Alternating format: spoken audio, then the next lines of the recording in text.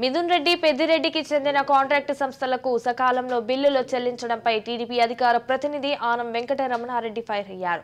చిన్న కాంట్రాక్టర్లు ప్రభుత్వ ఉద్యోగస్తులను వైసీపీ సర్కార్ చిన్న చూపు చూస్తుందని మండిపడ్డారు.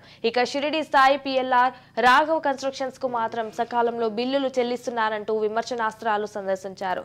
నెల్లూరులో అనిల్ చీటు చినిగిపోయింది కాబట్టే నర్సరావుపేటకు పంపించారంటూ అనిల్ పై వ్యంగ్యాస్త్రాలు విసిరారు.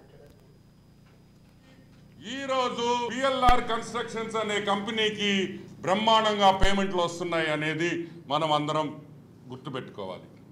ఈరోజు నెట్వర్త్ డబల్ 731 నుంచి 1301కి పెరిగిన నెట్వర్త్ పిఎల్ఆర్ కన్స్ట్రక్షన్స్ తీయండి. ఎస్, అది ఎలా సాధ్యం? అది ఎలా సాధ్యం అంటే ఆ ముద్దు బిడ్డ కాబట్టే సాధ్యం అని కూడా నేను మనవి చేస్తున్నాను.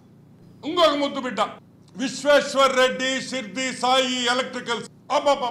అతనంటే భలే ఇష్టమాబా జగన్మోహన్ రెడ్డిగా. అమ్మమ్మమ్మమ్మ అదేం పేమెంట్లు వారం రోజుల్లో, 2 రోజుల్లో, 3 రోజుల్లో పెట్టడమే తొందర. బిల్లు పొద్దున్న బిల్లు పెట్టేస్తే సాయంకాలం పేమెంట్ చేసేస్తారు.